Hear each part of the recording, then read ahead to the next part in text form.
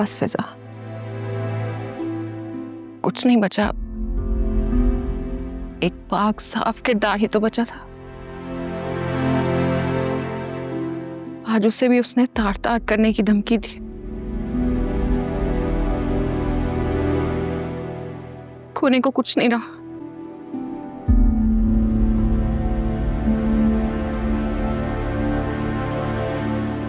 खाली हाथ है मेरे पास।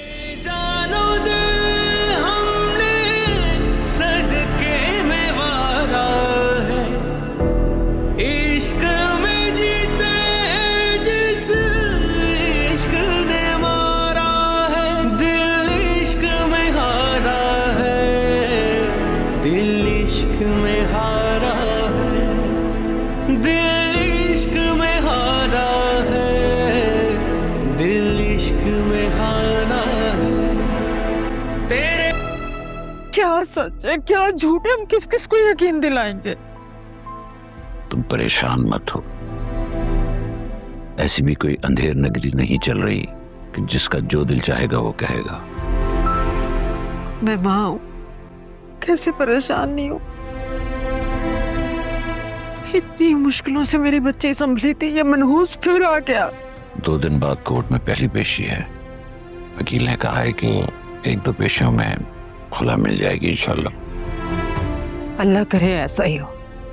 बस अल्लाह मेरी बच्ची की उस जालिम इंसान से जान महफूज रखे। अल्लाह करे ऐसा ही हो। तुमने देखा नहीं किस बहादुरी से उसने उस शख्स का सामना किया। ये थप्पड़ जो आज उसने असफर को मारा है, काश के बहुत पहले मार दिया था। अगर जालिम का हाथ वक्त पर ना पकड़ा जाए तो जुल्म अपनी इंतहा को पहुंच जाता है। हमें क्या मालूम था ये कम नस्ल इंसान उसी हाथ को काटेगा जिसने हमेशा उसकी मदद की। बदनस्ल इंसान की सबसे बड़ी निशानी यही होती है कि वो सबसे ज्यादा उस शख्स को नुकसान पहुंचाता है जिसने उसका सबसे ज्यादा फायदा किया हो। मेरा भी दिल चाह रहा था एक थप्पड़ मैं भी मारूं उसको। मैं वो वक्त नहीं भूली जब इस जालिम इंसान की वजह से मेरी बच्ची ने अपना बेटा खोया। लेकिन इस जालिम को तो अपने बच्चा खोने का भी सदमा नहीं है। मुझे तो कभी कभी लगता है ये इंसान नहीं है, जानवर है, जानवर जो अपनी भूख मिटाने के लिए अपने बच्चों को भी खा जाता है। क्या कर सकते हैं नुदरत, बस अब जो होना था हो गया। आगे के लिए दुआ करो कि अल्लाह ताला सब कुछ अच्छा रखे। आमीन।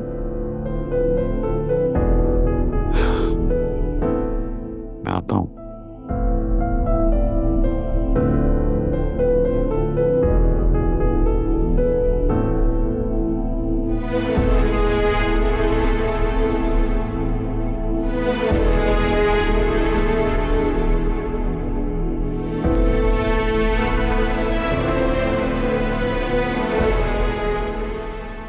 मेरा वॉइस मैसेज सुन लिया था? जी हाँ, तभी जल्दी घर आ गई। मुझे पता था अम्मा का ब्लड प्रेशर लो हो गया होगा और आप नर्स बन के घूम रहे होंगे। सिचुएशन कोई भी हो, लेकिन तुम मजाक करने से बाज नहीं आती। क्या करूं, ये मजाक मस्ती ना करूं ना तो टाइम कैसे गुजरेगा। वैसे मुझे अभी भी यकीन नहीं आ रहा कि जोया ने असफर को थप्पड़ मारा है। यही थप्पड़ अगर असफर भाई की माँ ने उनको मारा होता ना तो जोया बाजी की जिंदगी बर्बाद ना होती। लेकिन अभी भी वक्त है, वो अपनी जिंदगी नए सिरे से शुरू कर सकती है। आई गेस अब आपको खानदान में अनाउंस कर देना चाहिए कि जोया बाजी की खुला हो रही है। नहीं भाई नहीं, अभी खानदान वालों की बातें सुनने का मेरा कोई मूड नहीं है। जब वक्त आएगा बता देंगे। कह तो सही रहे। अच्छा चले, आप अम्मा के पास जाएं, मैं जरा कमरे से होके आती हूँ। बस 5 मिनट बाद मैं आऊंगी उनका दोबारा ब्लड प्रेशर चेक करने, ठीक है? अरे हाँ, वो जोया को भी चेक कर लो, कब से कमरे में बंद बैठी है। चेक कर लेती हूँ।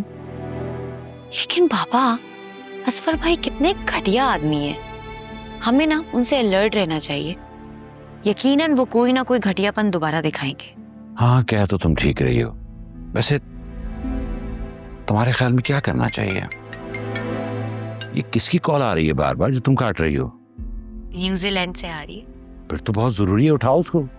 थोड़ी देर में उठा लूंगी, लेकिन मैं आपको बता रही हूँ, आप बताएं ना बताएं खानदान वालों को, मैं बता रही हूँ कि जोया बाजी की खुला हो रही है।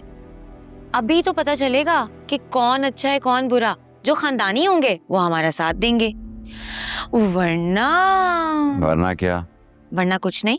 आप अम्मा के पास जाएं, मैं कमरे से होके आती हूँ। चलो, जैसे तुम्हें मुनासिब लगे। वैसे भी दूसरों से पता चलने से बेहतर है मैं खुद उन्हें बता दूं, ताकि उन्हें कोई शिकवा शिकायत ना रहे। चलो, मैं जरा पानी पीता हो जाऊंगा।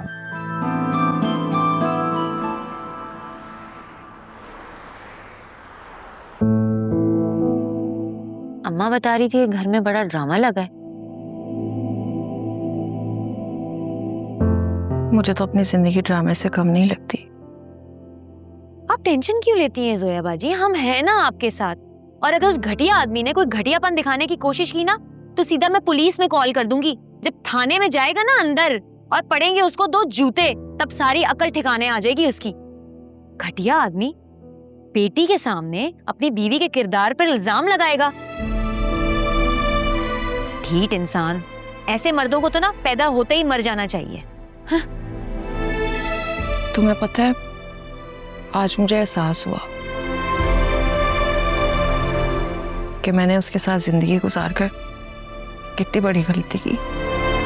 जोया बाजी, गुजरा वक्त कभी भी वापस नहीं आता, लेकिन जो बच गया है उसको तो हम खसारे से बचा सकते हैं ना। जानती हो जिंदगी का सबसे बड़ा खसारा क्या है? क्या? एक ऐसे इंसान की बेवफाई को झेलना जिसके लिए पूरी जिंदगी आपने सच्चाई में गुजारी हो, जिस पे मैंने अपना सब कुछ वार दिया, पूरी जिंदगी दे दी, और उसने मुझे क्या दिया? धोखा।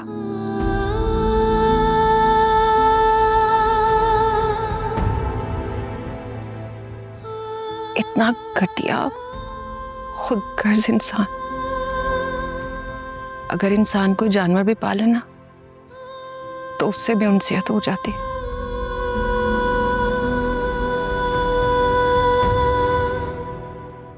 लेकिन मेरी हैसियत तो एक पालतू जानवर से भी कम थी।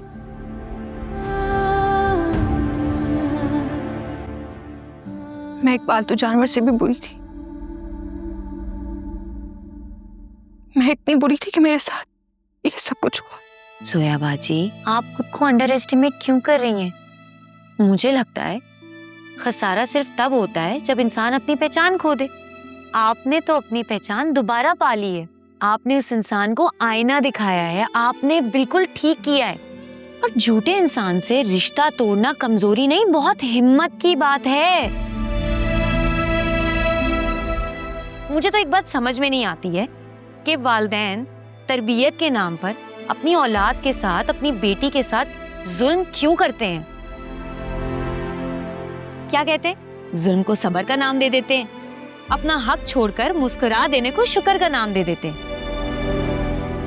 और अगर बेटी शिकायत करे, शिकवा करे या अपने हक के लिए आवाज उठाए, तो उसको कहते हैं कि ये नाफरमान हो गई है, बागी हो गई है, और उसको दर्ज देते हैं कि इन चीजों से दूर रहो।